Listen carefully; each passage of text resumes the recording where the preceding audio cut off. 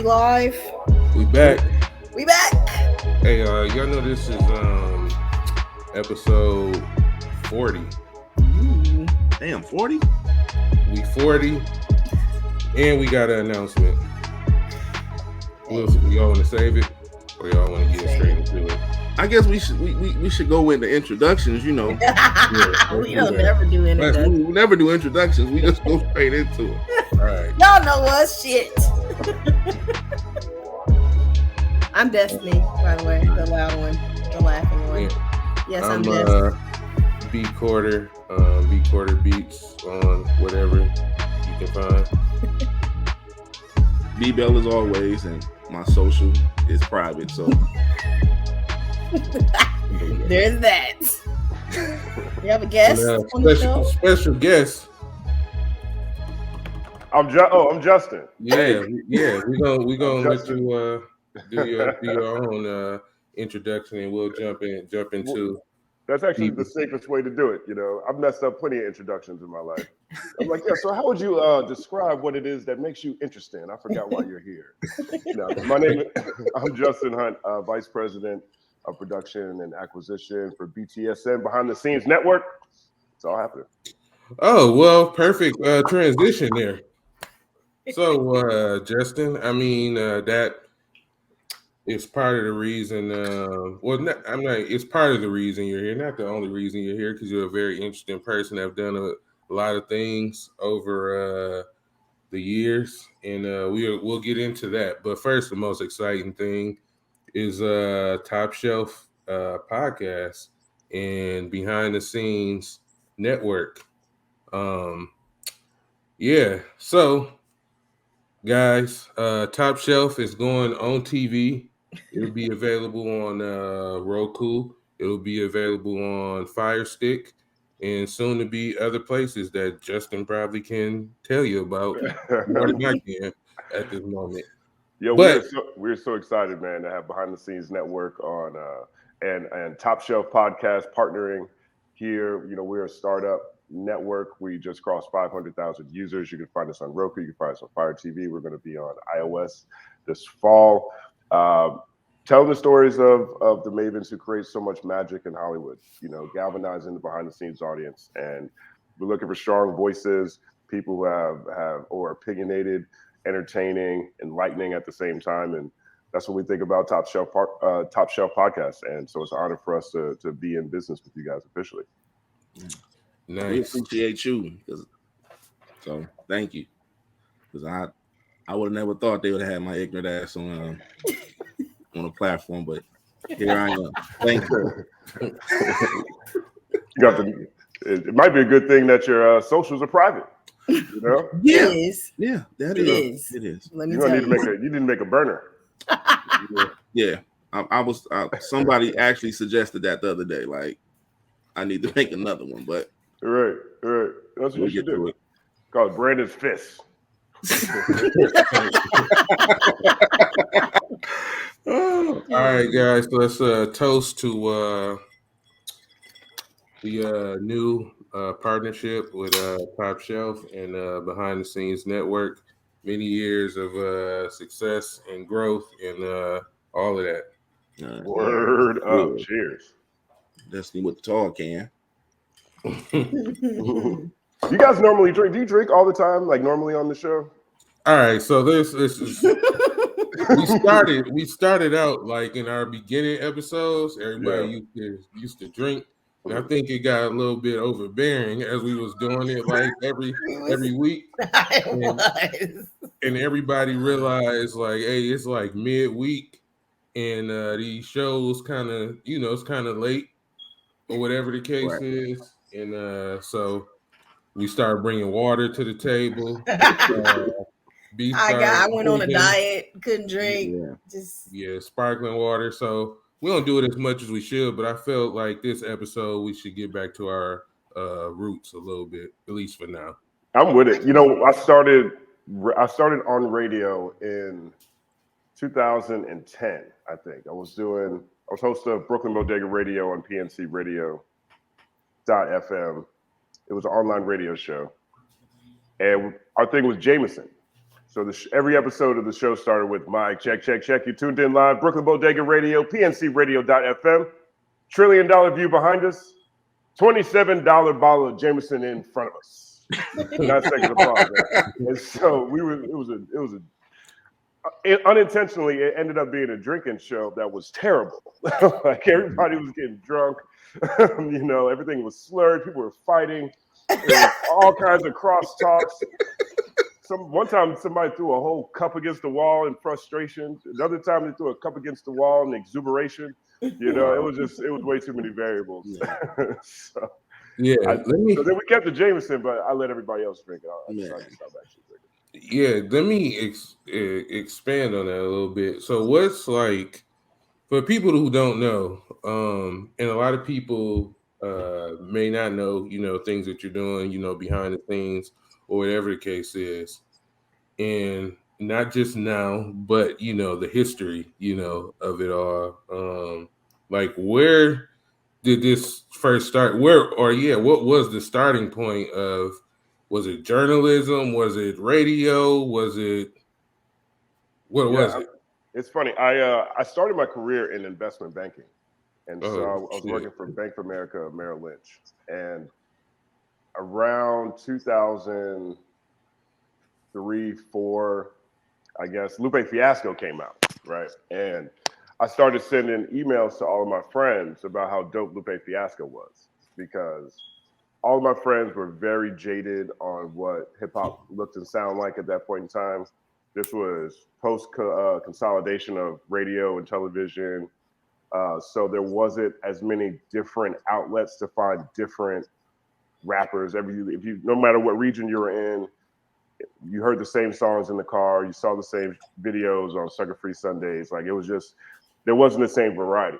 Everything dope was happening on the internet. And most of my friends weren't looking around on the internet yet for different artists like Doom or, Thurs or Lupe Fiasco. So I started emailing my friends about how dope Lupe Fiasco was at work, right? It was called Lupe Fiasco's Daily Quotable. It might be like 6 sentences about some quote from yesterday. Can't see me like B.I.G. on CMT.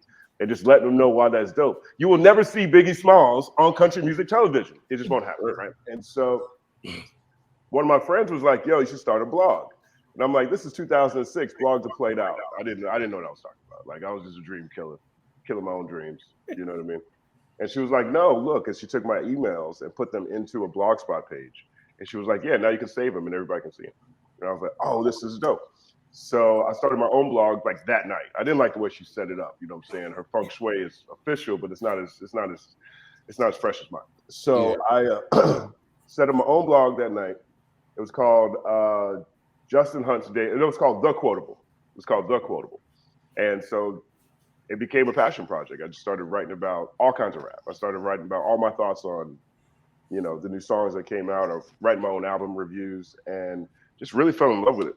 And got to the point where I was benchmarking the stuff that I was writing on my blog to the stuff that I was reading. And I got to the point where, okay, I wasn't always better than what I was reading, but I wasn't always worse either, right? So that let me know I was competitive. And so I started plotting my transition from banking into journalism at that point. I left the bank in 2009, ran around New York City for 3 years, essentially freelancing, more emphasis on free than any checks I ever made.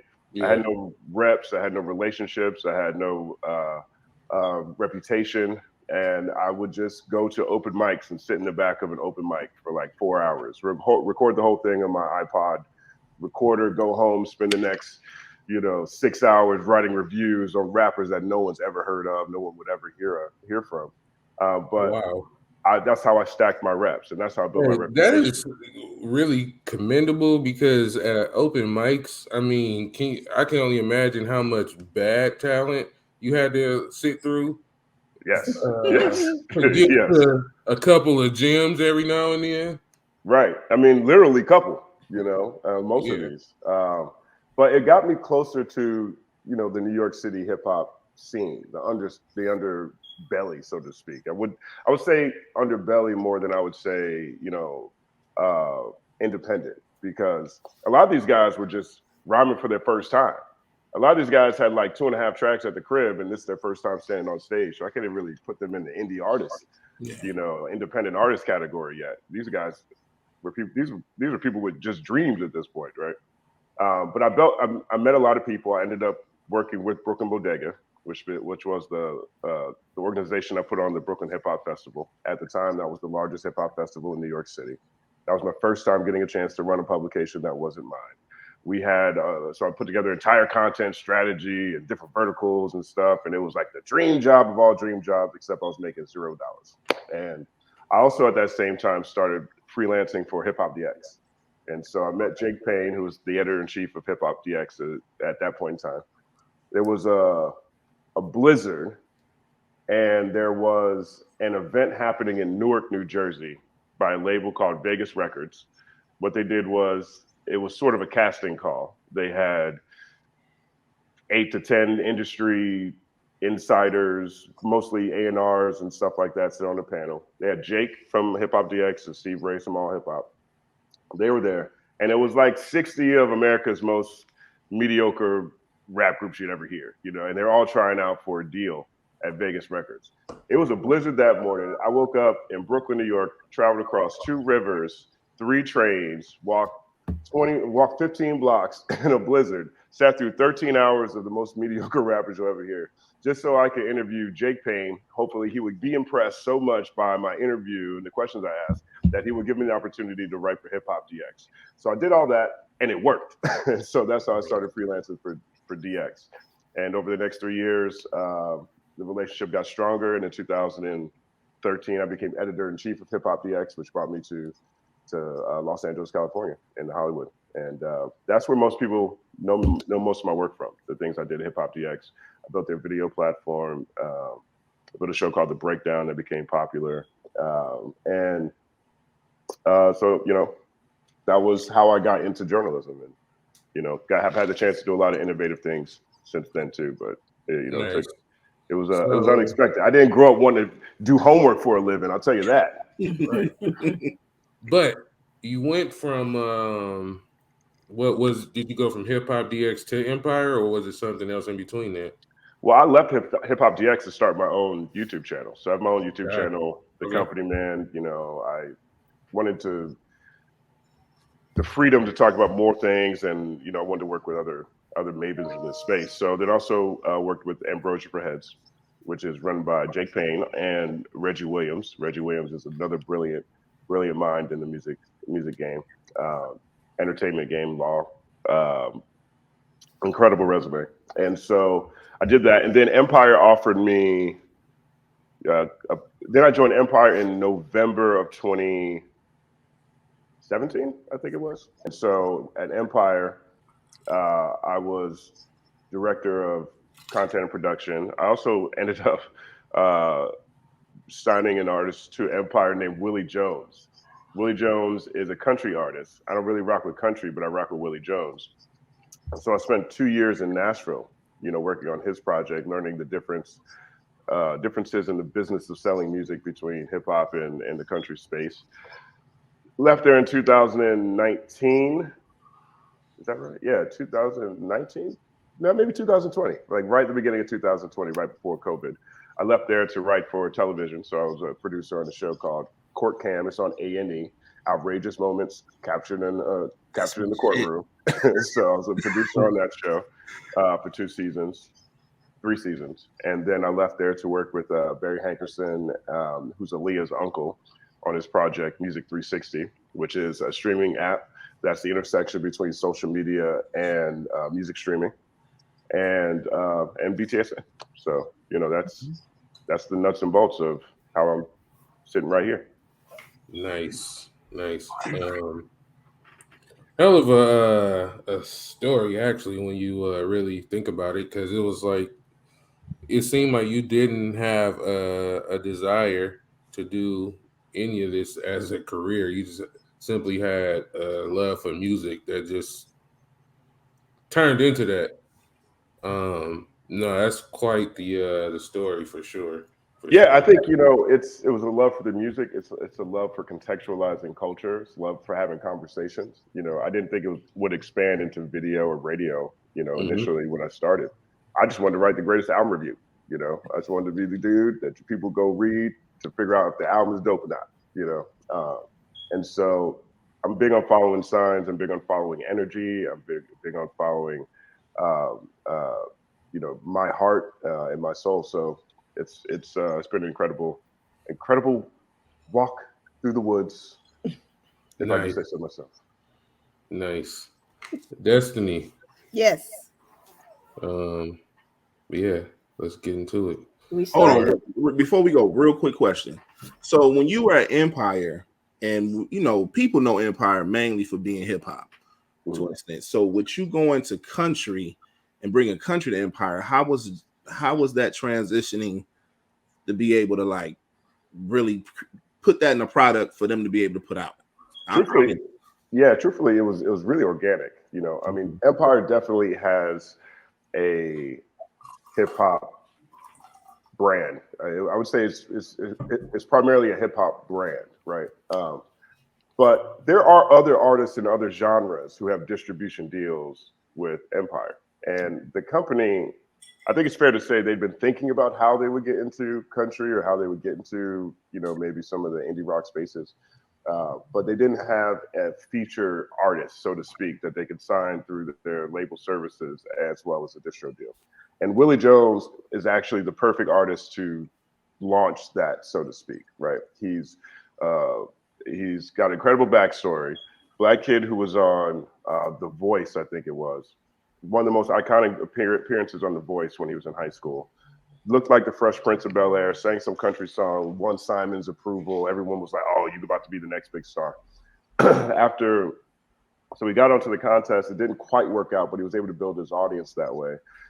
He was indie for a few years, but he has an organic mix of quintessential country and quintessential organic hip hop. And it just comes out through his music. It's 100% country, but the way he approaches it from a writing standpoint is much more hip hop than it is what we expect in country. For example, country music, my favorite thing about hip hop is hip hop uses all the literary devices, right? You got similes, you got metaphors, you got personification, you got allegory, you got, you know, assonance, you got repetition, like all the literary devices are in all these bars, right? Not every genre of music does that. You know, country, for example, isn't known for its metaphors. Right.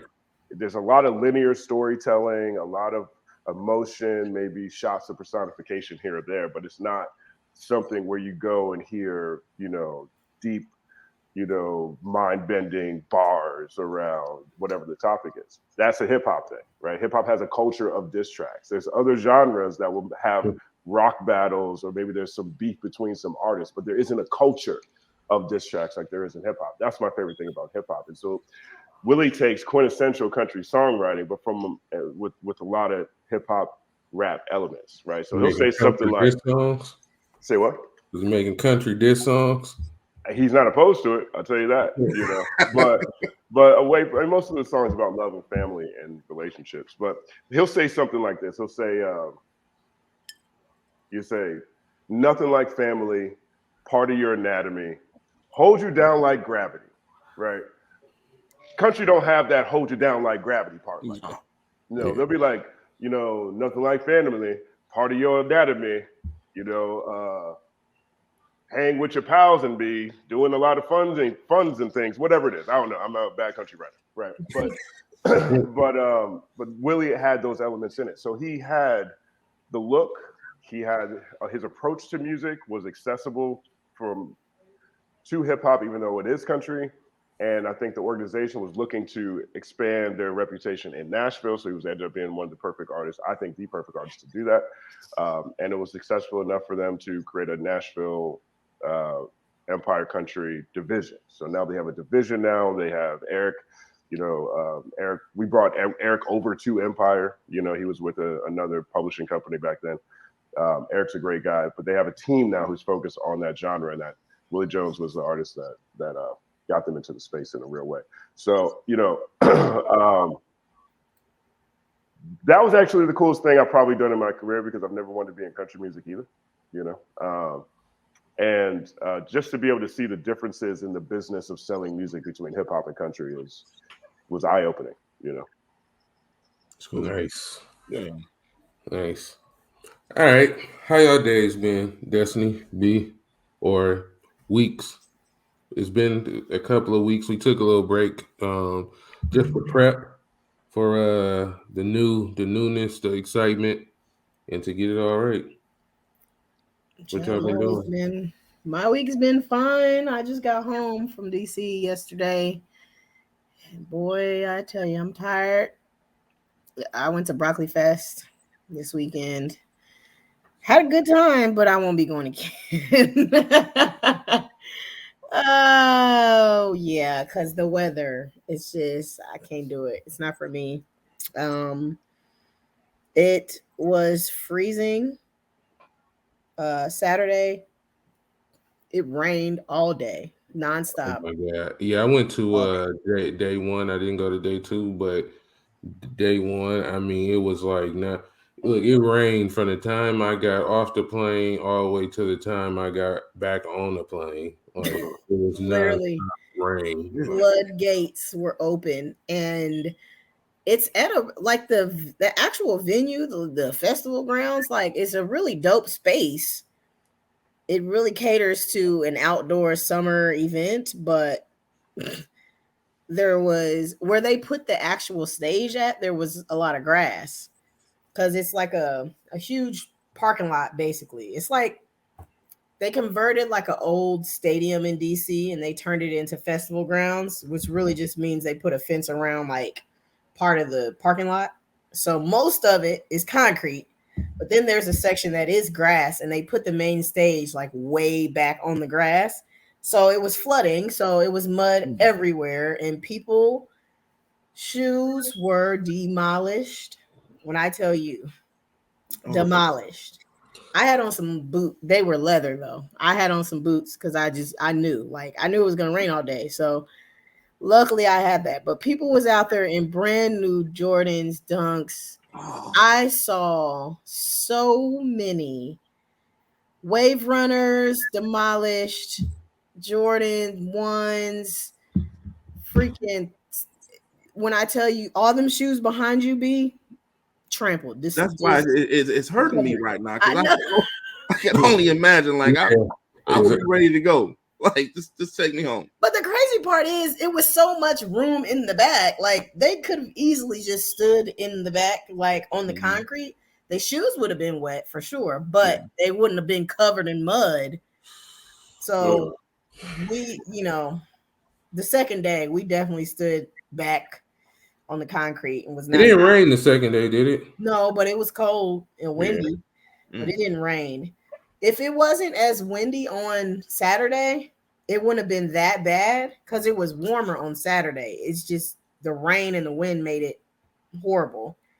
But outside of all that, the performances were good.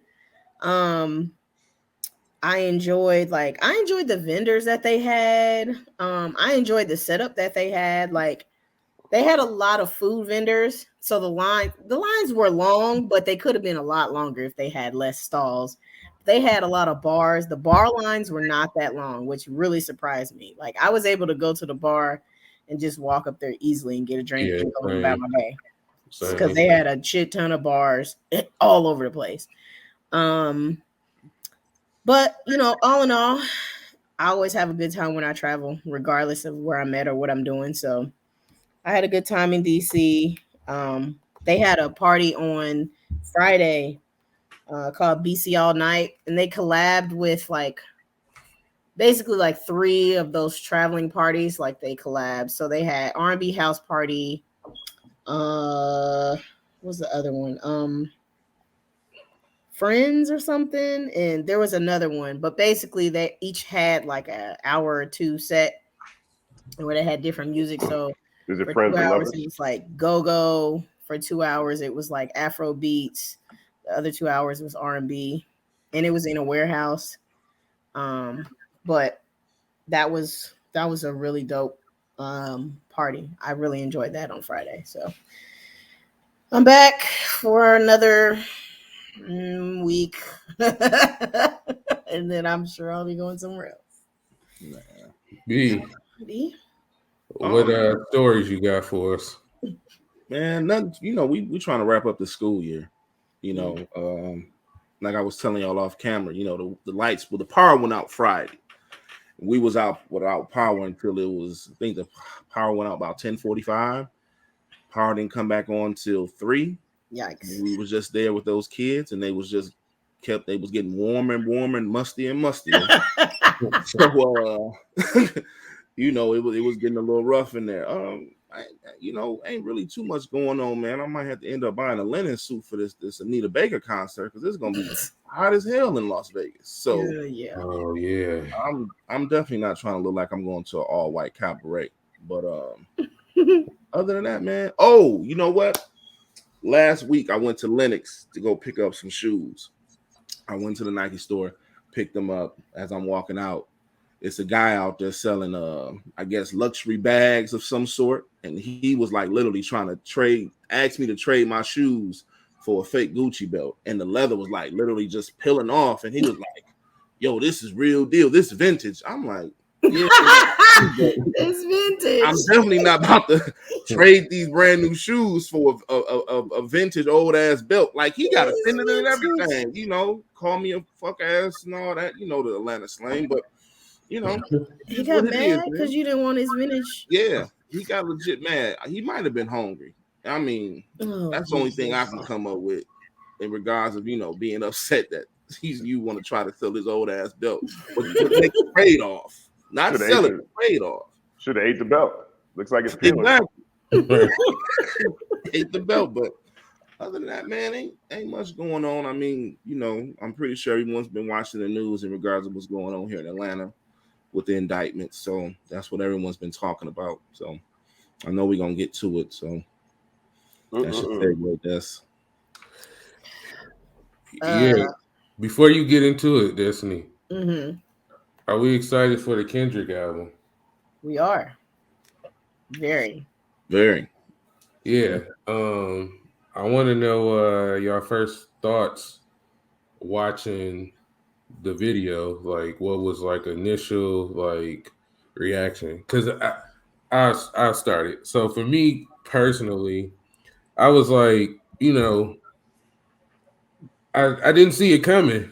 Like I was watching it, and then the transition. Like, how can one person keep us that entertained and engaged, and it's just like literally, it's just nothing but film and faces. But it was that entertaining to me. Like, well, it was like, damn, like, and it helped me understand the song a lot better. Because I tell you what I did. I went and just looked up the song first, and I just played the song, which I was like, yeah, it's a dope song. But when I got the video, it just made it all like come together for me. Yeah. For me, I saw the video first, and I'm not gonna front. The Nip verse got to me. Like, I shedded a few tears for Nip. You know, it was just it felt like it was Nip rapping. Man, you know, I don't know if he caught his cadences, but it felt like it was Nip in there, you know, giving those bars. And I think what's so special to me is the fact that, to me, you know, is Kendrick is at the top of the food chain in LA. And then at one time you had Nip on his heels. That's just my opinion. So to hear like one king be able to speak on that man's behalf in regards of his impact, it hit home. Like it was like once that face changed and you started to like think that was Nip, you know, the tears just kept rolling. But I just think personally, man, that's how an impact should be when you have a 5-year hiatus. When the world is waiting on you, those are the type of records that should be created. That's how you make the world stop in regards of, you know, knowing your stake in regards of, you know, what we call hip hop. Yeah, Justin. Yeah, man, I'm a huge Kendrick fan. You know, I think to me he's top 3 all time. You know, I mean, and I'm not going to argue with that at all. That's the conversation people need to have now. You know, but I'm also an album guy, right? I tend to not be as hype off of a single until I hear where it lives on the project. This probably won't even be on the project, to be honest. Right. There's Yeah. a huge possibility it's not even on the project. But I tend not to get hyped until I hear what the project sounds like and where stuff fits, right? And especially with Kendrick, man, he's the only one that's never let me down, right? Outkast, they hit me with Out of Wild. I get it's a soundtrack. It let me down, you know. Yeah. I get it. I guess this next one's aged way better. 808s. I skip a quarter of that album still. When I listen to that album, I still skip a quarter of it. I don't need Coldest Winter. I don't need the one with the bear. It looks funny on the live stage when he's performing. The bear, a little sad. I don't need that one. Bad News. I don't need Bad News. Yeah. So that's 75%. If I came home with a 75% on anything, it was not a celebration at my house. But I guess that one has lived better in history. Still let me down. Kendrick never let me down. And so I'll be honest, the concept for the video I've seen before. So like the video concept, like from the face changing standpoint, from the deep fake standpoint, I've seen that before, right? The way he flipped it, I thought was lovely. Yeah. He's great at paying homage. He's great at telling stories. I think it's one of the most powerful storytelling tracks that I've heard in a very long time. And I think, I agree with what you were saying about how that's how you come back with something to say. And he's always been one of those guys who's been able to keep conscious conversations in his entrances, right? You look at Swimming Pools Drank. Well, that was a song that is an anti-drinking song. Primetime club years. He's like, you in the club hearing this song that's like an anti-drinking song that works where you drink it. You look at I, or you look at I off of To Pimp a Butterfly, or All Right. That whole album was message music. You look at DNA on Damn. I got loyalty and royalty inside my DNA. It's a trap song that makes you want to be a better person, right? And so, so this is right in line, and I love this aspect of it. I can't wait to hear what the project sounds like. Nice. Destiny. Well, you were at the festival, right? When it came out. I was, but I have seen the video and heard the song. I appreciate that he doesn't waste his influence because he's Kendrick. People are going to listen, right? Automatically, they're going to listen. Now, he could have wasted his influence and made a song that sounds like everything else out here, and people obviously probably wouldn't have liked it, but he would get those streams, he would get those plays, he would get the attention first. So the fact that he did not waste his influence and just go, in the way that's popular right now, speaks a lot to how talented he really is, because a lot of people at this time would be looking for ways to stay relevant and, well, what's popular? What do people want to hear? Versus, somebody of his influence, he tells you what you want to hear at this point. So, I appreciate that he recognizes that and he, weaves that into his strategy and into the music that he puts out. You agree, Arya? I thought that was your foot. I'm about to say, how you get your foot to do that? But yes. Go ahead. I think I have to let her out. She might have to pee. Oh man. She's like, what happens next? What happens next. But say I didn't warn you. The only thing that's kind of worrying me is the possibility it could be a two disc album, a double album. To me, it hasn't been too many masterpieces in regards to double albums. I mean, is he capable of being one of the ones to make one though? He is, but it's like, which masterpieces were the double album masterpieces? Maybe that'll Life After Death. Okay. What else? Some people would consider All Eyes on Me, but that's what I got on my wall. I got All Eyes on Me. Oh, you got all? Okay. I got Life After Death. Do I got Life After Death? I think I do. I feel like I do. Yeah, I do. I do got Life After Death. Okay. I know I'm Ready to Die is the one I don't got. So I got Life After Death. What else? Those are the it only ain't many two. more after Yeah. that. Yeah, I don't Speaker feel box like left below. Yeah, I mean, but Speaker do we box left actually below. listen to the speaker box? I mean, I don't know. You was just at Lennox. You don't hear nobody from the speaker box at Lennox. You know what's crazy though? You don't really hear Outkast down here like that. The radio plays it here and there, but you don't really hear it. I mean, I guess with the younger the younger generation doesn't really play it. Yeah. We have conversations in the barbershop here, and a lot of them they rock with it, but they're more of a ATLians. That's the album that kind of like sits with a lot of the people that I've come to know here in Atlanta in regards of like they love Aquemini, but ATLians is really the one that they're just like that's the one for them. Like when they really saw Andre really coming into his own.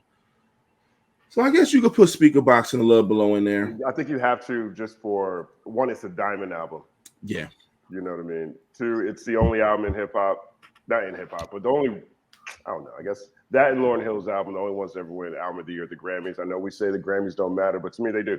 They do. It's a representation of what the most powerful piece of music was across genres in any given year. And this one was Album of the Year. So I put that in there too. Yeah. And I guess my ultimate thing is, I don't mean to cut you off or hijack this train of thought, but I do agree with you that traditionally, typically, when I think about people putting out too many songs or double discs or whatever, I'm like, I don't need no Blueprint 2. Blueprint 2s. Now I got a 1.5, a 1.12. I'm taking songs off. I definitely feel like that. I don't need a Streets Disciple just because now everybody's doing. I don't need an Art of War. I love you, Bone Thugs. I don't need a double disc of diss tracks. You know what I mean? Right. It could go left really quick. Right. But I just trust Kendrick. I trust this dude. I haven't had an experience with a body of work, even including his mixtapes, where he's missed the mark on messaging, where he's missed the mark on the music, and where he's missed the mark on the bars. Yeah. And he's been gone so long, so you better give me a whole lot. Don't show up with no 8-song, piece of conciseness. Let me splurge. I want to be greedy. Like let's just have the music just everywhere. Right. And then I also think that'll be interesting if you can pull it off for a couple of reasons. One of which, I kind of look at Damn as a double disc. Now, it's not a double disc, but it's two stories. And the way they set up Damn was it plays one way. When you play the regular way, it tells one story. When you play it backwards, it tells a different story. Right. It's the same songs, but it's two different ways to look at it. Right. And so he's been in those chambers of creativity to where I think he could pull it off. Now, if he gets too rock and roll in here, I think it's going to be a problem because I do not have a defining rap rock album. Yeah, and I've been hearing that's where he's been leaning. I've been hearing that, but I'm waiting to see. And I'm not going to begrudge Kendrick for putting out a double disc, and he's been gone for 5 years. 4 or 5 years he's been gone. Now I'm like, oh man, you showed up with too much music. I'm definitely not saying that. I just like just the same way you hold Kendrick in high regards, I'm the same way. And it's like, he's given us, just like you said, he hasn't missed. Like, if people want to be honest, he hasn't missed from mixtapes up to Damn. Never missed. So it's like he's batting 1,000, and for him to be gone this long is just like, make it count just like the rest of them. And that's what I'm hoping, at midnight Friday.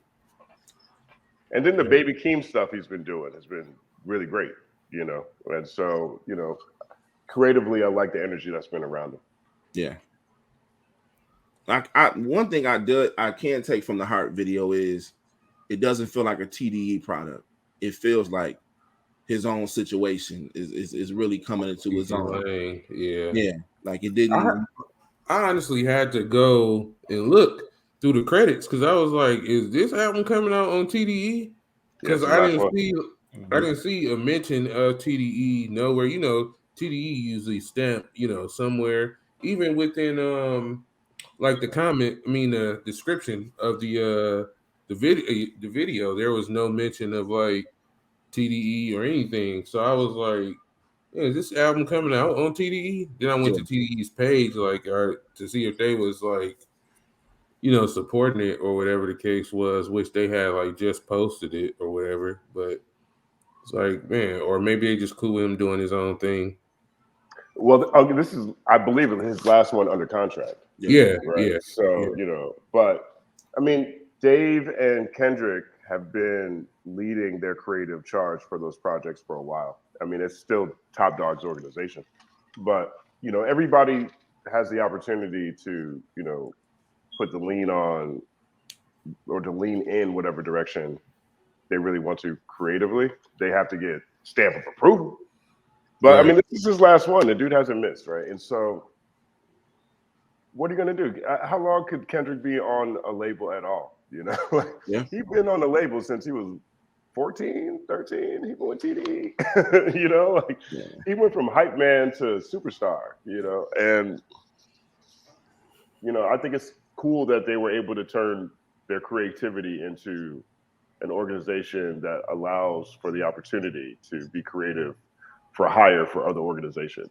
I think it's cool. I was like, what I mean? PG Lang is going to be, they do a lot of other creative work for different agencies. So nice. All right, Destiny, we can get into your favorite part. You ready for the fuckery? Yay. Yeah, what we got?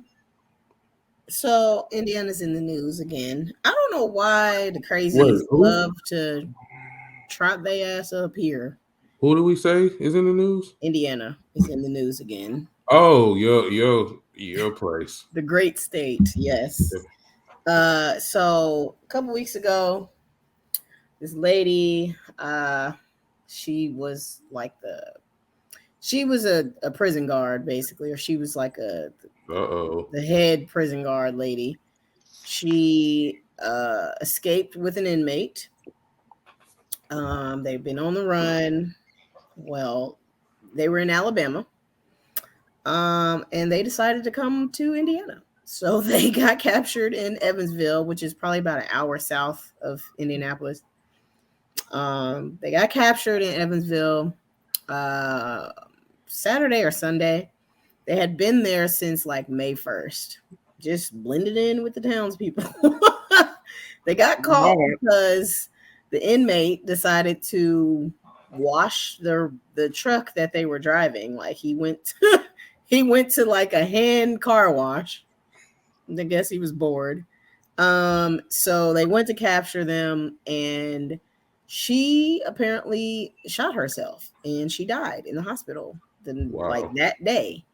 And it's wild because, first of all, he was awaiting trial for a capital murder charge. He was already cooked. And she was literally, the day that they escaped was supposed to be her last day. She was retiring. She escaped with this man on her retirement day. She sold her house, moved in with her mom, and used the money to buy 3 getaway cars or some shit. What? Boy. And her plan was to escape to Evansville, Indiana. Exactly. They just put their finger on the map and said, let's go. Were they on their way to another country, or that was the country they were going to? I don't know. They haven't found out any like information really from him yet. But yeah, all this happened. I want to say it was Sunday. And I'm like, this is the second time, because Dolph's killers got caught in Indiana as well, in Terre Haute. And I'm like, I don't understand why people come. Yeah. But anywho, hot mess. I just thought that was not hilarious, but that's a crazy ass story that you literally were hours from retiring and you decided to help this murderer escape. Apparently they were together. They was in a relationship, whatever. Oh, no, he was knocking her down. He had it easy. He had it made in prison. Yo, I mean, he had to do it. I mean, she had to do it too. That's her last day at work. Right. She wasn't going to be able to sneak her blue out after that. What she look like coming up in there with Slim Jims and Mountain Dews? Yeah. That was the first thing that came to my mind. Like, I seen them on the news. I said, they'll leave enough Mountain Dew bottles and Slim Jims. A trail of Mountain Dew. Oh, God. Something wrong with you. I feel like they could have got on a boat, man. They're already in Alabama. Right. You went the wrong damn direction. You was supposed to move the coat. Right. That's terrible. And buying 3 getaway cars. Like, it's only 2 of them. Like, who is the That's 3 what I people said. What did you driving? have 3 cars for? That's Huh? definitely I guess Alabama. they just bought cars in every state they hit, trying to throw the police off. Well, you didn't do a good job because this nigga got y'all caught quick. He's like, oh, maybe I'll take it to the car wash. This is Yeah, definitely like, this is why definitely do you need to ride clean? Right. Right. It's definitely Alabama logic. I'm from South Carolina, so I feel like I could say that. But like, come on, man. You buy the water, you're spreading out cars across states, you make it to Indiana, and you get bagged at the car wash. At a damn car wash, my Oh lord. my gosh. And Man, that, you don't get yourself some hand soap and a listen, hand towel. Do what you can do. don't about your business. I'm pretty sure wherever they You were go at, find it a was house water hose and just Yeah. you joint down. And somebody on Twitter like recorded like as it was happening, as they were like arresting them and stuff. Terrible video quality. The comments were hilarious. Somebody was like, what kind of phone is this recorded on? Somebody tell me so I don't buy it. Because it was I'm like, in 2020 we still have to deal with video quality like this. Lord, might have been a razor. it had to be. It was a rumor from 07. That's what the hell it was. Man, I remember I wanted a razor, man. I wasn't cool enough to get a razor. You had to wait in line for razors back then. It was like getting some J's. I used to have my mama's. She didn't use it. Yeah. Flip that boy out. That razor was fly. Right. Yeah, the razor was cool. Oh no. The razor you put in your pants and it didn't look like you had a phone at all. Then all of a sudden, Right. You know what I'm saying? You kept your fit tight with the razor.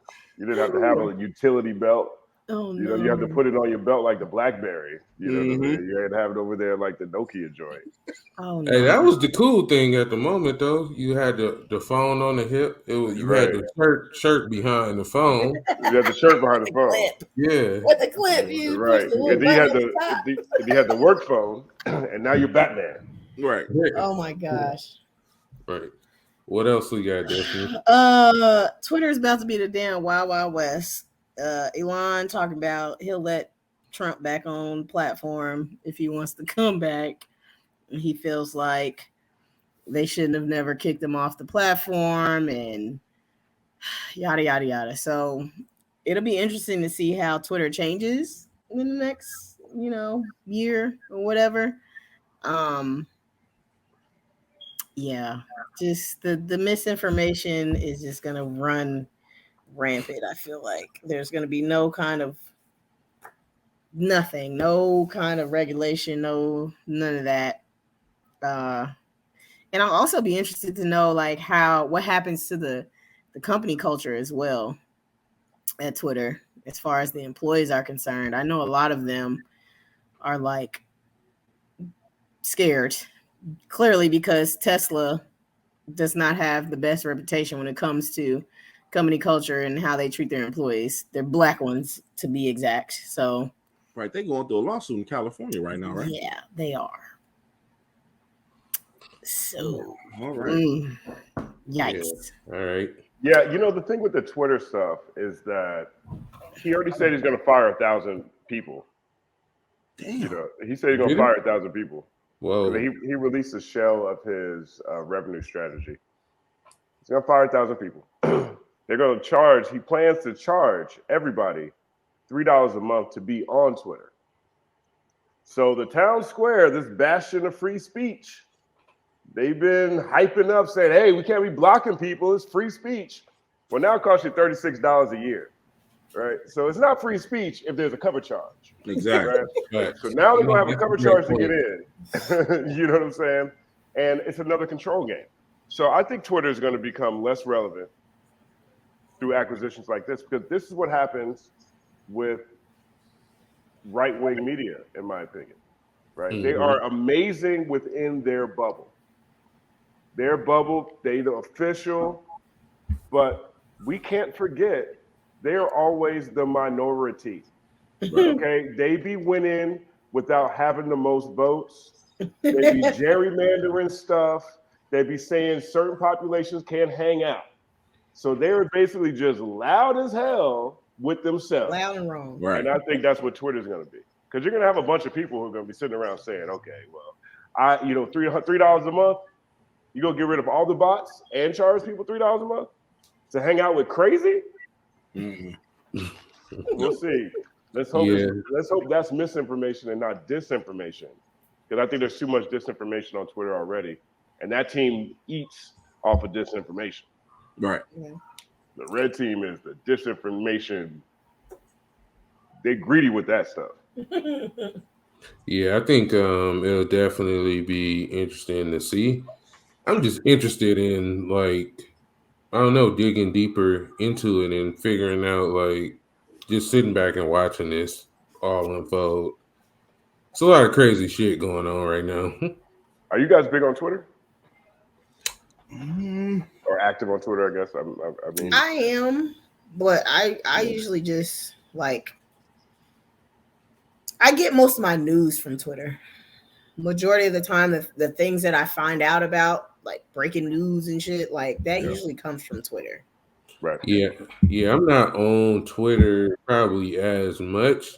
If there's something I want to look up or something, like just see some interesting conversations that are happening, I'll go on Twitter. But I don't really lean on Twitter as like my main social platform. I be trying to sometime, but I just never stick to it.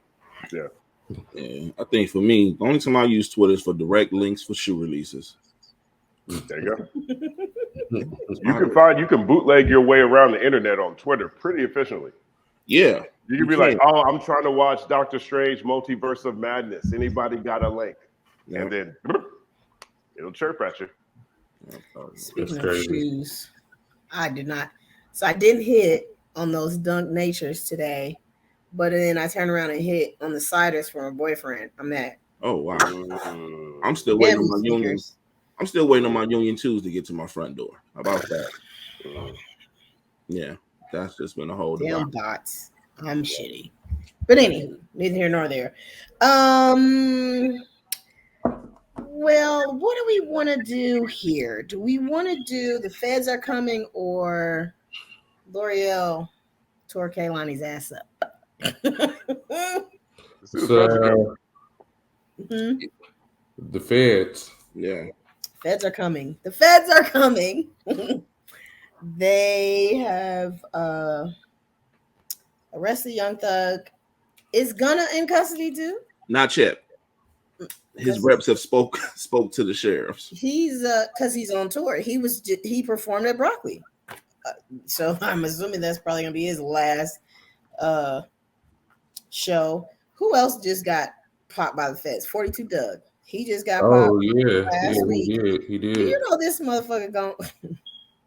Lord. So he done told the damn courts that he is a sovereign citizen and the laws don't apply to him. Not in the city of Detroit. There's no sovereign citizen in the city of Detroit. He's a sovereign citizen and the laws don't apply to him. Try again, because your ass gonna sit in that jail.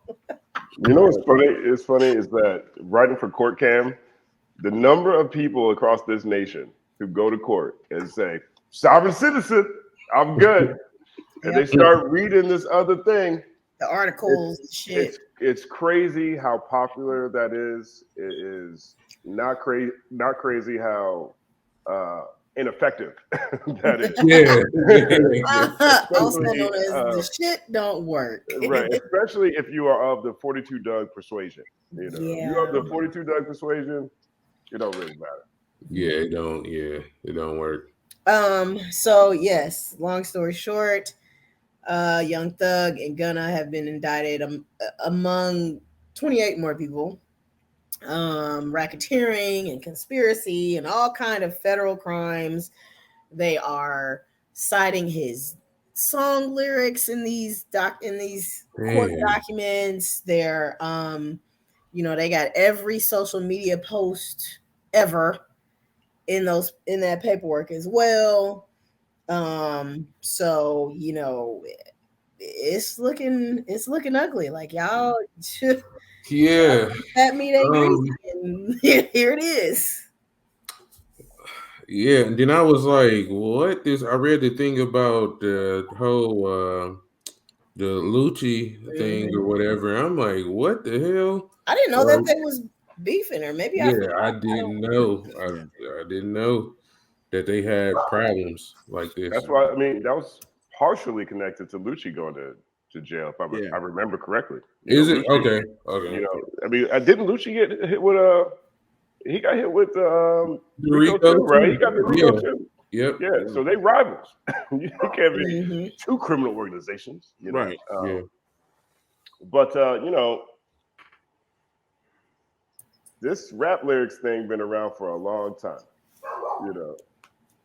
Self snitching's at an all time high. And because I say that because it used to be coded within the raps, or maybe not so coded within the raps, right? But now it's live and direct on IG Live. I can watch people on TikTok put their face on just sentences incriminating themselves. They've been putting this. I've seen this Young Thug clip so many places today with him saying, "Hey, when I get back, I'm gonna get me a pair of titties. So when I do my 25 years, I can do it around some bitches." You know what I'm saying? I've been seeing that clip all day today. He wasn't joking. Nope. He wasn't joking. I mean, that's essentially what Caitlyn Jenner did, right? He killed a dude, said, "Okay, let me get some titties just in case this don't work out. I can be around some pussy while I'm in jail." Right. Point is, why are you thinking like that if you ain't committed no crimes? Right. Young Thug, YSL, Young Slime, and it's unfortunate. I am 100% opposed to rap lyrics being used in court, but I'm also opposed to our culture continuously making ourselves an episode of the Boondocks. Yeah. So here in Atlanta, it's been an ongoing beef between them for a minute. I know this indictment has been coming. It's been whispers of it coming down for a minute now.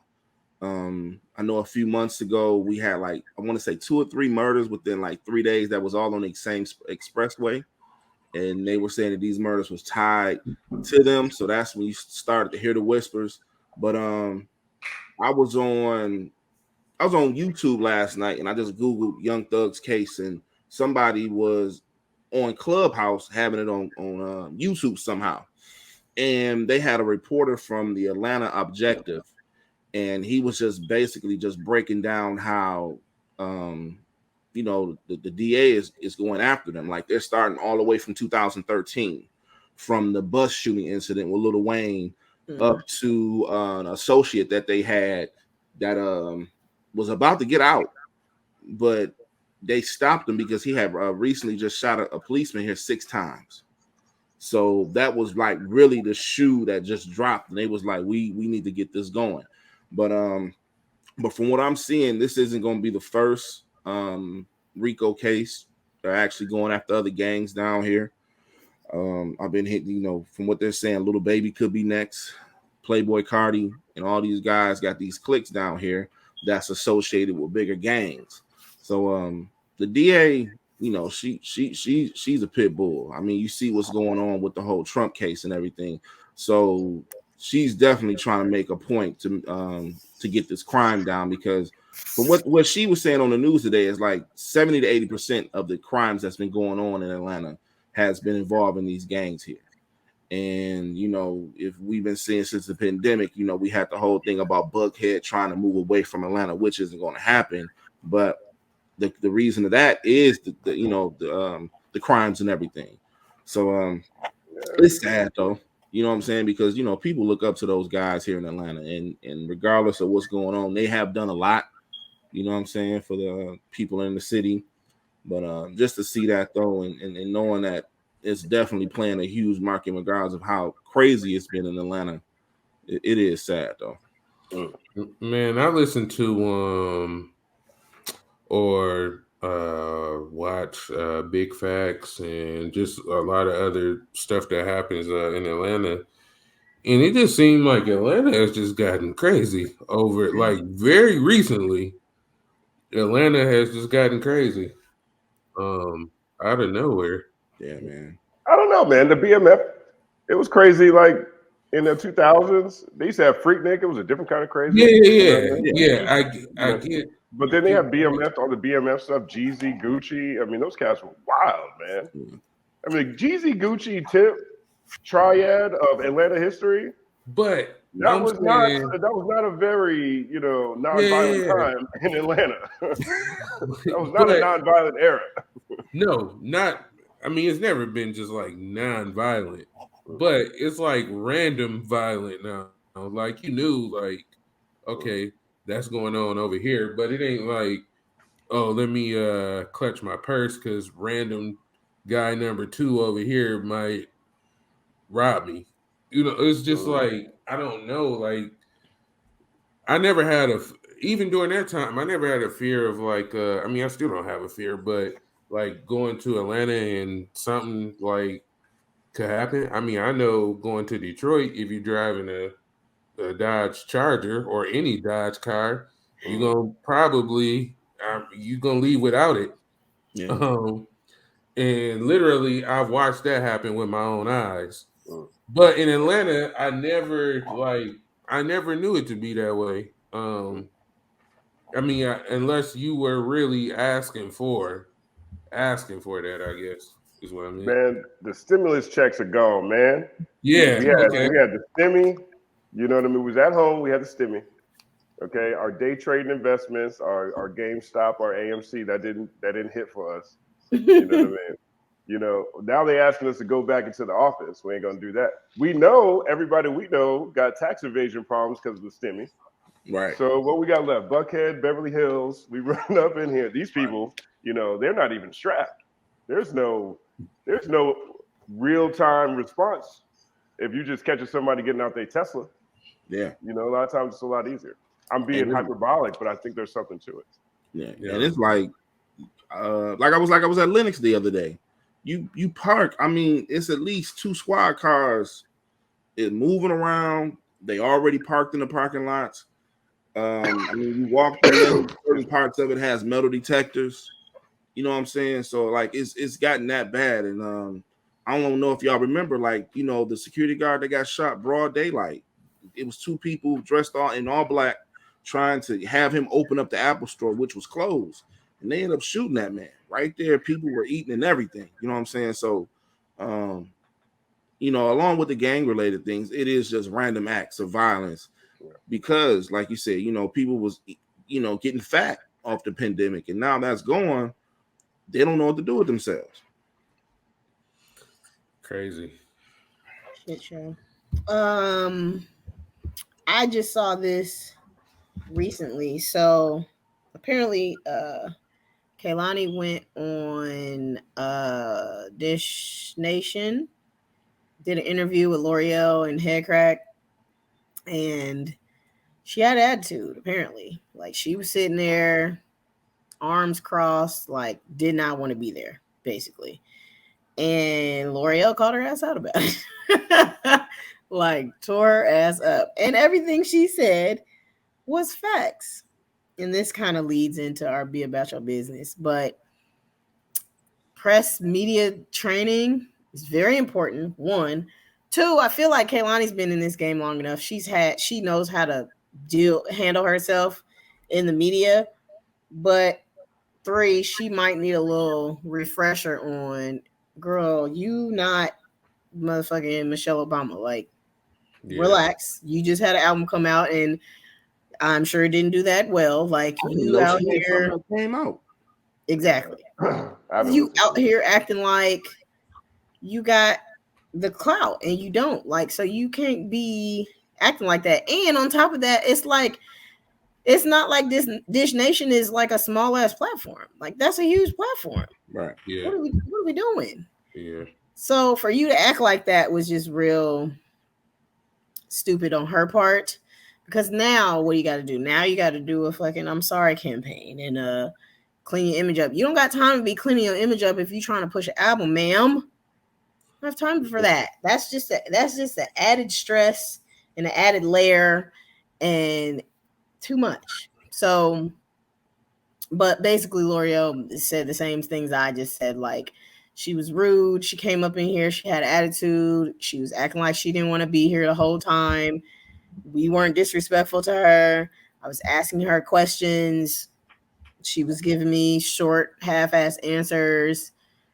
And baby, your album's sales didn't do that well the first week. So calm down. Man, it's crazy because I would also like to know like what she may have been like going through that particular day or whatever. And I know like yeah, you're an artist, like you have to turn that shit off and like get into your mode. I'm just trying to look into what are the possibilities of whatever could have been like going on or whatever, or why she just because I looked at the clip that you sent and she was just sitting there like she just did not want to be there at the time. So I'm like, damn, like what's you know what I'm saying wrong with her? And it's like, yeah, you gotta turn that shit off and you know, do what you gotta do, you know what I'm saying, for the hour or whatever time you there. But I And just if you wonder need what a minute, like say, I need to step away for a second, get myself together, whatever. But like, don't sit through a whole interview and have an attitude. Because how old are we? Are we professionals or what? exactly. I mean, well, that's what happens when you go from 83,000 sold to 21,000 sold. You know, you mad at everybody. I mean, look, that's one of the things I learned working in a record label at Empire, right? You know, I have so much respect for people who work at record labels because that's the most thankless job I've ever seen, right? There's like the A&R and maybe the project manager who are actually closest to the artist. Maybe whoever's over the label has some sort of relationship with the artist too. Outside of that, it's a bunch of people in sales sending emails all the time, a bunch of tech people making sure your metadata is set up.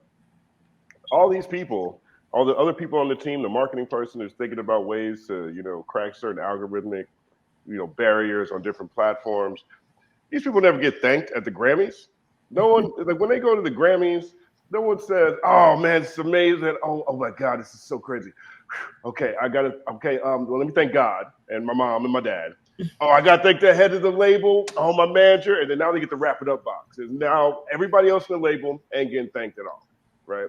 When the artist is doing great, the artist thinks, "I did it. I'm the shit. I'm the illest. Everybody come tickle my balls. I'm the king ding-a-ling in this whole thing."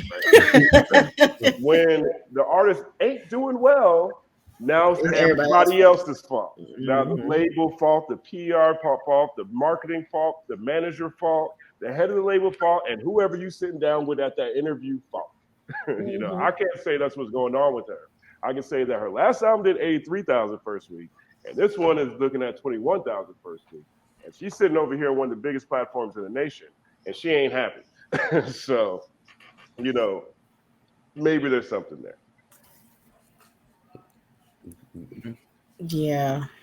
She needs to take a look at herself and her team and not be mad at this nation or anybody else. Because I mean, they helping her promote the I album. don't feel like I remember seeing much promotion around the album. Yeah, honestly, I don't. like I don't. I just so happened to see that she dropped an album. Like I was on Apple Music, like browsing, looking for whatever new came out that day. But hey, speaking of album sales, though, and this is a question for you, Justin. When we look at somebody like Coi Leray, right, who comes out and she has like this huge, single, whatever, and then the album comes out and she does, what was it, 11,000 or something like that in the first week. Like, what's your, thoughts or take on something like that? Like with these artists who having like these huge singles and then the albums are like flop. Well, I think Coi Leray is trash. Like I mean, I'm not saying that disrespectfully. I'm not saying it personally. Yeah. I don't think she's good at her job. I think if I'm looking at the list of rappers, period, she's way at the fucking bottom. If I'm looking at the list of women rappers, she's way at the bottom. She's good at melody. She's signed, so she's able to get a lot of cosigns. She's hip hop royalty to a degree, but that's like the dark side of the force. So her fan base ain't even that strong. Benzino fan base ain't that strong. Right. Benzino is probably more popular for the Love and Hip Hop stuff or his reality show stuff than anything else. And I think that's the case with Coi Leray. Not necessarily the reality show stuff, but she's a TikTok artist. She's a Instagram, spectacle. She's got a hit that was given to her. I'm pretty sure she didn't write it. But that album was 26 songs, 23 songs. Was like it? they were playing the numbers and they still missed the mark. I mean, I got 7 tracks in and I was disgusted when I listened to this album. It's very rare that I get disgusted. It wasn't like her commentary. It wasn't her being rude or brash. She was aggressively average, like sub mid, like just a little bit below mid. You know what I mean? And I was so disappointed because I tend to like new artists. I champion new artists. I champion what the youth think is interesting. And I'm glad the youth agree with me because she only did 11,000. They don't find her that interesting. She is not an artist who sells music at this point. You think personality who sells spectacle? You think it's that they don't find her interesting, or you think like the label didn't push, or you think this is my thought? I thought that they missed the mark, right? I thought she was in a hot space for a minute with the No More Parties, right? But I feel like there was too much time lagging in between to where she got into all these things like socially, and people like dragging her on social media and all of that stuff. And then they came like with the album versus like when she was like when No More Parties was first like, a hot thing, like people didn't know her, for real. They just liked the actual song. But I feel like once people got to know her, they start dragging her on social media, looking into this relationship and all of that she's in. I feel like people lost interest like in her a little bit. So do you feel like they missed the mark with? It's hard for me to say she missed the mark. I mean, go to retail. She was on the front page of Apple Music, Spotify. So the label did their role there. You go to the marketing push behind the single, which you already mentioned. She was a XXL freshman. That's one of the biggest looks you can get in that space. She, they had her with all the other biggest, artists on the label, all the biggest. That album had all the features on it. I mean, that's an expensive project. She had a single with Nicki. She got all the dope people are on it. Yeah. I can't look at that and say it was a mistake that the label came up short on marketing and support. I can say that she's just not very interesting, or maybe the label made that album, and they gave maybe the A&R team or the people around her, the songs they gave her were BC versions of the songs that already hits, because that's what I heard. I heard a bunch of throwaway tracks. Yeah, you know what I mean. I heard a voice, an octave that isn't strong enough to be interesting without somebody next to him. I've got the most disgusting. It's not marketed to me. Clearly, I am not at the center point of the Coi Leray. I'd be messing it up now. I don't even remember her name. It was such a bad experience for me. I'm not at the center point of their market, their target audience. Right? But I'm looking at this album cover and I'm like, really? We've gone from Lil' Kim to Nicki Minaj to Cardi B to Coi Leray. It's just like, her bent over in a cartoon on the like, what are you even selling? You don't even have the reps to be selling this image, right? It's like every aspect of that, to me was in poor taste, down to the music, to the artwork, to the actions I've seen on social media. So maybe if the label dropped the ball, it was those things. But I just don't think she's a strong enough artist to sell an album. Yeah. I think she got exposed over time, and like you said, I feel like her strong point was definitely melody, and I feel like that's what sold No More Parties. It was really melody, like that's what you remembered. Like that's all you really like. The words wasn't really like that important. It was more melody, but I feel like over time she definitely got exposed. We're in the singles era, I mean, when was Cardi B's last album? 2016. Yeah. You know what I mean? She stay active. Coi could just be dropping singles all the time. Yeah. I was wondering who really needs 26 Coi Leray tracks, right? No damn body. And nobody. We found out 11,000 people. Yep. In the country of 300 million, a planet of 8 billion, 11,000. Yep. Now, I'm not sure if that's how much we need to invest. I'm not sure if I'm a major multinational corporation. Do I spend money making Coi Leray hot?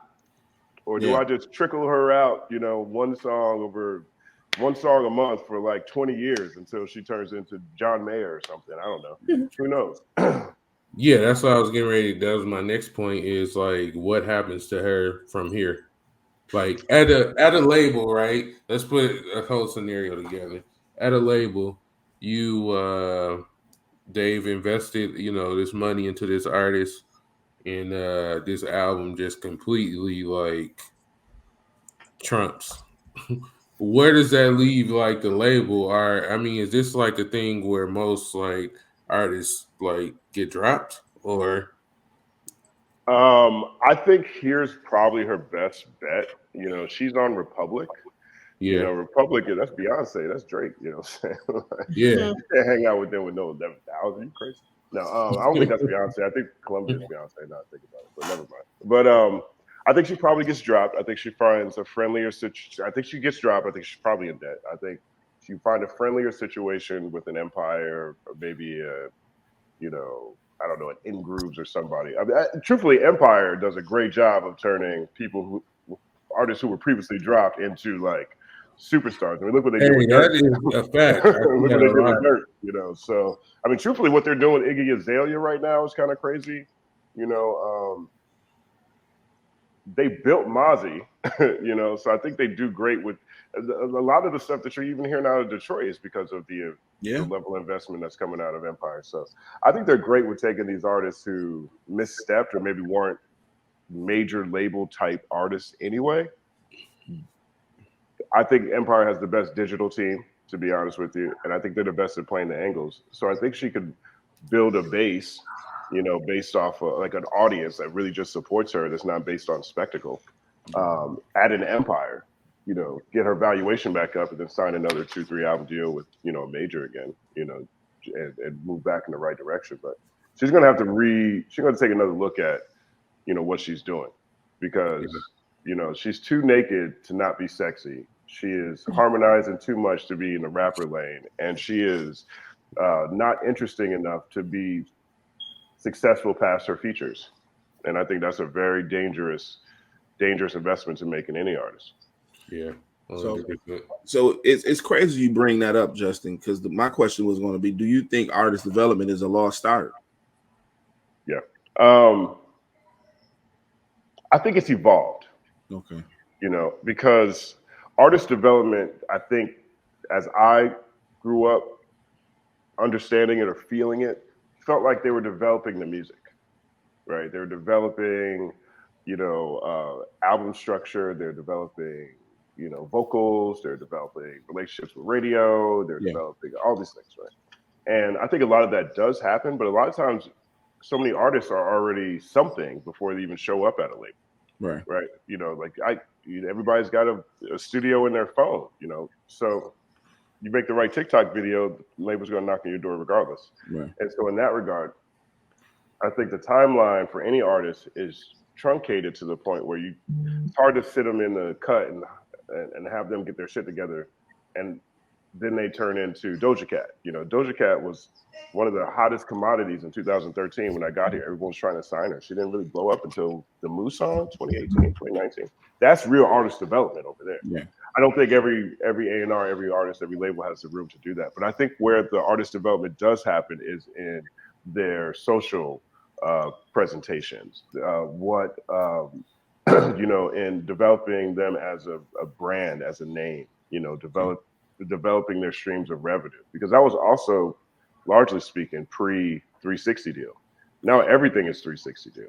So just developing the music isn't necessarily the primary thing being sold anymore. Yeah. You want to develop this person as a name, a brand, a personality, and someone that could, bring in different types of revenue streams. So I don't want to say, I think traditional A&R is a lost art, but I definitely don't believe that it's gone. And I definitely believe more than anything else that there are so many different avenues of revenue that a label receives from any particular artist that those aspects are also important when you are developing that artist. Okay. All right. Cool.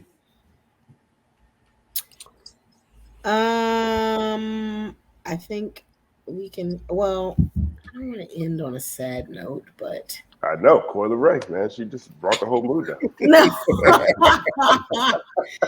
Oh no. R.I.P. to Kevin Samuels. Mm. Oh For anyone man, who's yeah, we been cannot end this celebrating, episode without that discussion. yeah, anyone who's been celebrating his death is really an It's been a lot of odd that going person. on. Yeah, Very man, it's very weird. I made a post just saying if you, I mean, anybody who's like happy for somebody's death who hasn't, for me it's like if he hasn't like physically like harmed anybody, or I mean it's just simply somebody who's voicing like their opinion on whatever, just like everybody else on social media who says some bullshit you might disagree with. um I don't think you should be well, no, you shouldn't be happy like, oh, they died. Like, that's just weird to me. That's just weird whether I agree with what he's saying or not. Like, that's just weird to me. I could never feel that strongly about something or somebody else's like opinion to where it's like die and I'm going to celebrate you dying. Like, Right. that's But that's let's say crazy. like Rush Limbaugh. Like when Rush Limbaugh died, did you celebrate that? Not to compare the two, but I think Yeah, there is comparison because here are public figures who aren't necessarily passing legislation, who there have very strong populations of people who are familiar with them, who feel like their words and rhetoric are detrimental to society. Right. I'm yeah. definitely Kevin Samuels. Kevin Samuels is a noob. I'm a noob. You know what I'm saying? So I tend to agree with a lot of things, the angle where he's coming from. I also work in the Yeah, media, so I I mean, understand same salacious has here, got to be same told. here. I feel like But the delivery can be, off maybe a little bit sometimes, but the message and what is being said a lot of times is valid. To me, in my opinion. see, that to me is where I look at the similarities between what's happening with Kevin Samuels and some of the reactions to people like Rush Limbaugh. You know, when Rush Yeah, Limbaugh died, there was a lot of people who were like, "Yo, it's actually kind of good that he's gone." I mean, he's been someone who motivated people in the wrong direction, right? And I know there's a lot of black women that feel like that about Kevin Samuels. A lot of black women been sitting around saying, "Oh, you're just going to be over here dissing us all the time." Usually, when you saw him, not usually, but I know I saw a few clips of him. You know, when he was at bougie places on social media, Mm-hmm. if the chick wasn't black, she was right there with him. You know, he was like hyping her up, making her look good. I'm not saying that I have. I think it's a good thing that people are celebrating his death, but I do view him as a polarizing figure who has made a population of black life feel less than, and arguably promoted people who aren't black as a contrast. And when you do that, when you ruffle the fabric of a community or a society, people kind of happy you go. Yeah. Yeah. Because I know that clip you talking about when he brings up Hispanic women. You know what I'm saying? Yeah. It's like, all right, dude. I mean, you over here getting black men together and telling them to pick non-black women. I mean, is that going to keep? I mean, I understand some of the language. I can't say that I agree. I'm definitely not happy he's gone, but the people I see who are celebrating his death, I understand that. I can definitely understand, and I don't think it's just shallow, because I think there is a population of people who has been harmed, stereotypically harmed by his commentary.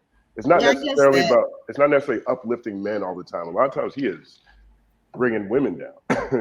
Like, and I don't think the two have to be connected.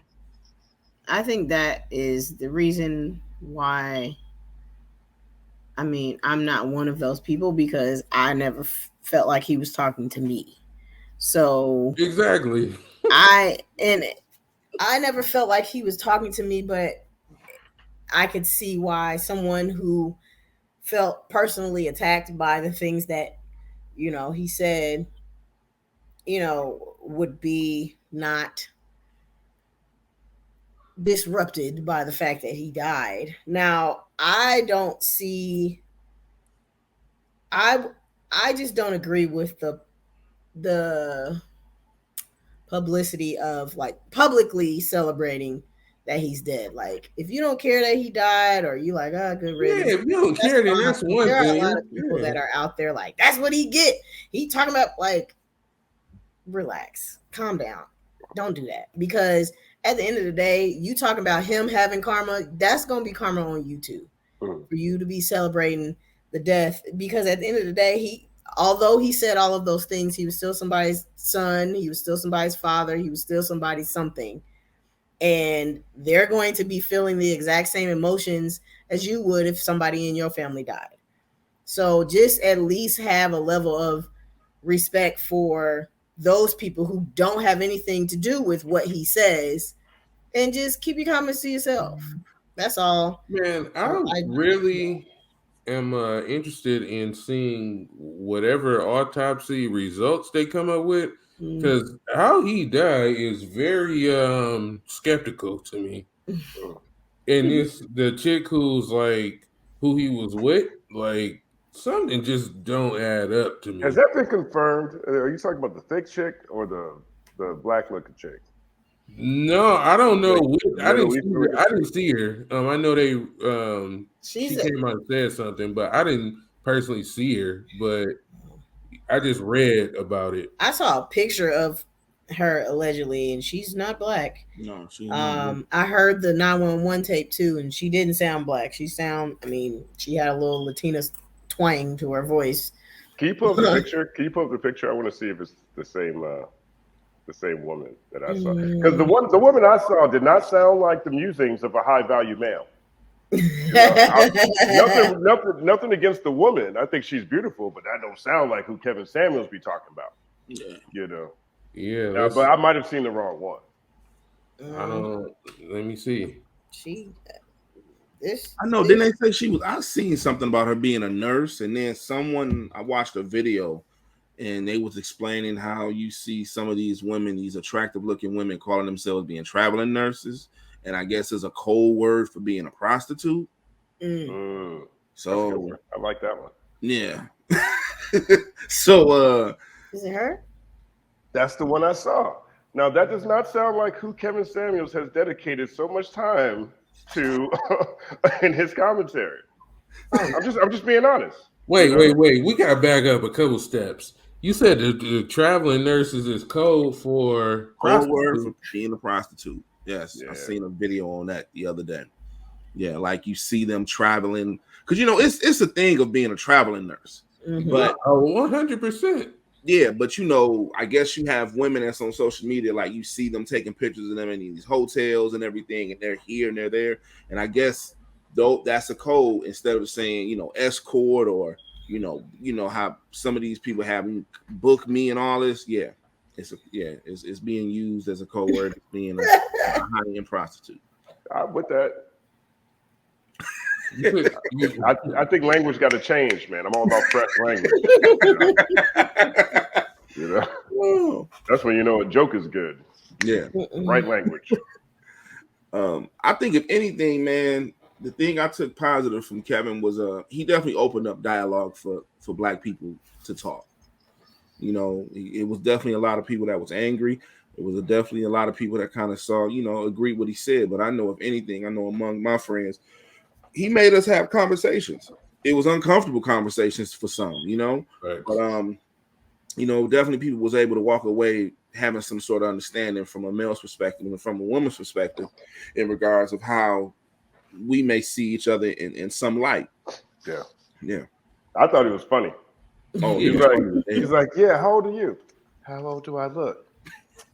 Click. Don't ask me to play games with me. Get the fuck up off my live. I fuck with him. He was entertaining. And then he said, "What age?"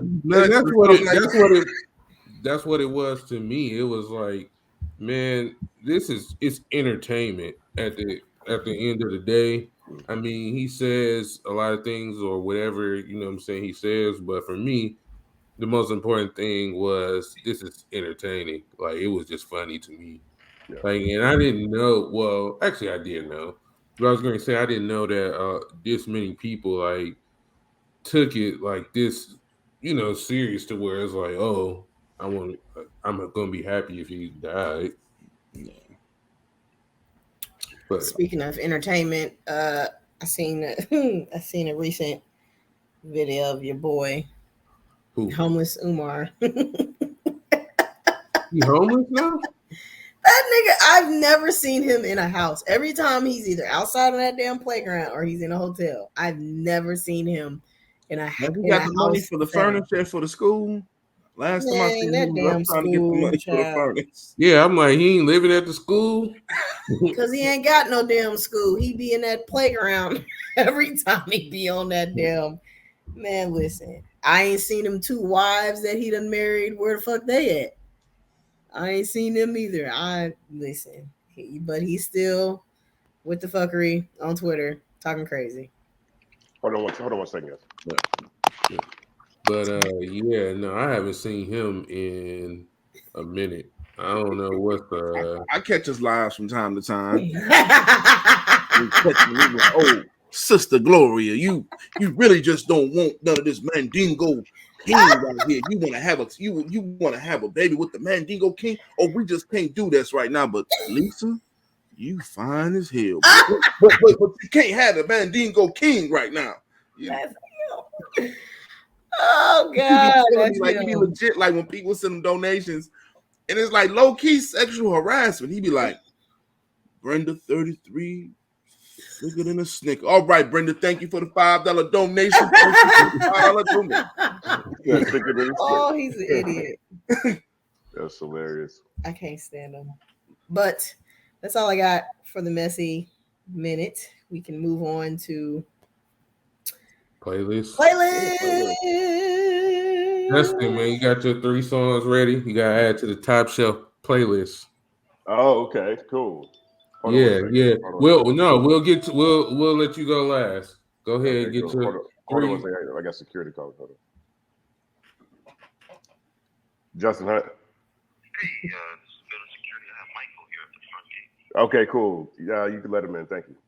That's big money talk. That's the only time you get security. That's the only time you get security calling your phone and ask for your permission.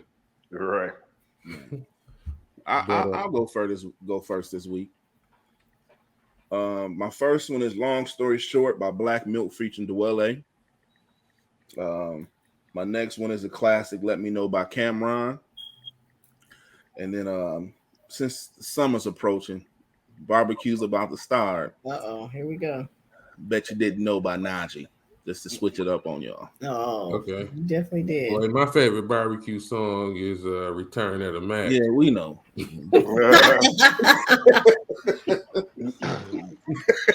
My favorite barbecue song is Summertime in the LBC. Ooh. Oh, damn. yeah. I'm smothering ribs with barbecue sauce. Who can talk if they reach across my barbecue grill? So continue to chill. I love that. Yeah, I can go next. So since it's Kendrick week, I'm going Kendrick. So we couldn't start it without obviously the Heart Part 5. But go Kendrick ADHD, a classic, and then I'm gonna go back even further and go with Kendrick PMP 1.5. Okay. Yeah. What's your favorite Heart so far? I don't know. Damn. I don't know, man. That's I tough. love Part 3. I love Part 3 with Rocking and Q. Yeah, that's hard. That's hard. I don't know. It's tough because I feel like I'm being biased right now because of the one that just came. Yeah. So, man, I don't know, man. I might have to just go play them all and figure it out. Justin, what's yours? My playlist or my favorite Heart? No, your favorite, the Heart. Oh, I don't know. I have to listen to them again. I'd say the same thing too. I have recency bias, I guess. Yeah, exactly. Well, here I go with my R&B songs. Ballad. I have been listening to Blast album nonstop for I've like. been playing Blast. I like Blast a Oh lot. my god, I love him Yeah, so much. I like Blast a lot. The entire album slaps. I have listened to that shit nonstop for 2 weeks straight. Promise. But anywho, Never Was Wrong by Blast. LMI dropped the album on Friday. Haven't made it through the whole thing just because I've been running around. But Didn't Say featuring Lotto, LMI, and then Buddy. Buddy reminds me of Blast too, but he's a little more edgy, I guess. But Wait Too Long by Buddy. Yeah, way too long is Yeah. hard. All Is that right, on Justin. the wait? Which Way Too Long? Is that on the new album? Oh, Way Too Yeah. Long. That's the new Buddy album, but that's got Blast on it. It do. I love him.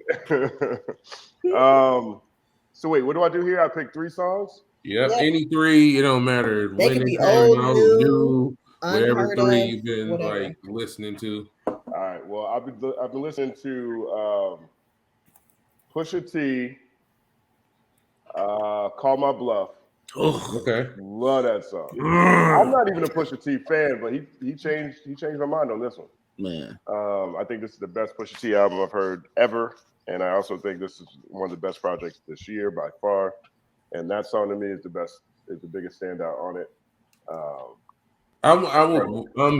You got me want to ask you now, what is the difference in you think in this Pusha T album versus the previous projects? Well, What the last one was an what- EP. The last Okay. one was an EP, which I thought was really, really solid. Right. That's generally where I like Pusha T. 7 songs or less. I don't need too much of them. I don't like his ad lib. I Yeah. think he's too narrow in his conversation, and I don't always believe his commentary. You know what I'm saying? I think he's great at beats. I don't really like his voice, and I think he's best with his brother.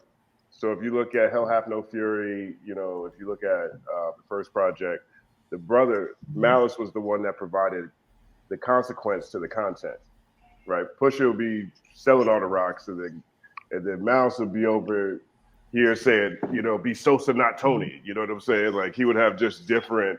So the balance was there. When Pusha's by himself, I didn't really get the balance like that. This one to me was concise. It was concise. It was sleek because of the production choices, and I feel like he stepped into more of a Jay-Z sort of, you know, zone and when it comes to talking about cocoa, talking about selling drugs the whole time. I mean, truthfully, I think this is more diverse than just that, which is the main thing that I appreciate about it. But I just think he, you know, hit all the right chords, and I don't have to hear his ad lib all over the place on this one. So, you know, it makes it more easy. It makes it easier to listen to for me. Yeah. But I love that one. I'm gonna go with Vince Staples. Oh man, I love that album. When Sparks Flies, track 6. You know, it's like this, you know, airy sort of. Oh, hold on, my other security door. Hold on. Yo, what's up? All right, buzz you in. Okay, you good. Okay. All right. So it's sort of this airy kind of love song, you know, to be honest with you. And be having that joint on repeat. Plus, I think that's the best run on the project. You know, you go from you go from Nameless, which is just an interlude, to When Sparks Fly, to East Point Prayer with Lil Baby, to Slide, to Paper Cuts. Like that's a strong run. That's a playlist on its own. You know, you can do a nice little 4-5 run playlist right there. Just maybe that's a good playlist. You know, content strategy. We're gonna do the best runs. And it'll just be like of different dope ass. Man, you know what, man, and it's crazy that you just worded it like that because I got certain albums that are like that where I'll start it like at the song that I know it's finna be like a good 4 or 5 song run back to back to back. That's what I did too. Yeah, that's a good way of putting it, like the albums with like the best runs. I never thought that. Yeah, that's good. That's what I do before I get in the shower. Yeah, exactly. Where I'm like, okay, I know I'm about a 3-song, 4-song shower guy. Okay. He said that, but I called it. 3-4 song shower guy, right? And I know I want to listen to this album, but I don't want to put it on random. because I might not get the songs I want. Right. So I get like I started one track before the best song, and then let it ride out for the next two after. Then I'm about to shout. You know what I mean? So that's the best one. Oh, one second. Hello? Okay, sorry, the buzzer. All right, should be it. All right, a lot of security over here. Either way, and then Big money. And then my favorite album this year is Homeboy Sandman There in Spirit. I don't think a lot of people heard this one. No, I haven't. Please educate me. 7 songs. Homeboy Sandman's from Queens, New York. I got this picture of it. I'll show it to you. Actually, I can show it to you right here. It's from Queens, New York. Homeboy Sandman There in Spirit. It's one of the most interesting, innovative, original presentations of this art, right?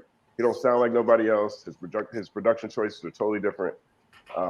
And this one is just the epitome of what I think hip hop is across genres or across elements. Yeah. But rap is at its core. You know, it's something new, something fresh, something different, right? And so he's got a song called Epiphany. And it's brilliant. You know, it's like it's really him talking out loud, train of thought about why is everybody like coming at me like this, right? And so he goes, actually, I'll play some of it. Hold on, can I play some of it, or is it gonna mess up with y'all revenue and stuff? No, it should be good. All right, hold on, play it. Hold on a second. Let me play it. Hold on a second. All right, I will start with the second verse. Okay, you got it. Do you hear it? Yep. Talk about my age, even though they never say it to my face.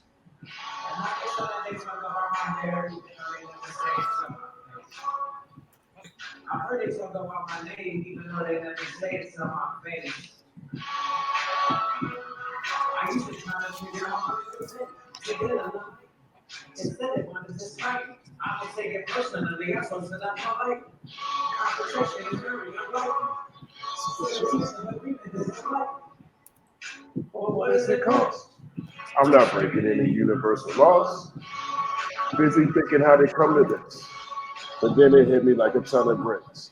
These people do not have swag. They all just angry because they don't have swag. Yeah, I'm actually look them up. For sure. It's hard. And the beat is crazy. Illings works on the production that came out of Detroit. No, he's out of Queens, New York. Okay. Illings works out of Detroit. Yeah, Illings works. Yeah. Illings works in Detroit. But Mellow Music Group, they put it out. So check it out. It's just fresh effervescence, you know. So those would be my playlist choices. Nice. Ooh. And episode 40. And any last words from anybody? I got nothing. I'm hot. I'm about to go find a fan. Oh yeah, make sure y'all check out Top Shelf Podcast. It's now on Behind the Scenes Network. If you missed the announcement at the beginning, you can listen to the audio on Apple Podcasts. It'll be on YouTube, Spotify, wherever you listen to podcasts. So yeah, we appreciate y'all tuning in. And until episode 41, we'll be back. Peace out. Word up. Appreciate you guys for having me.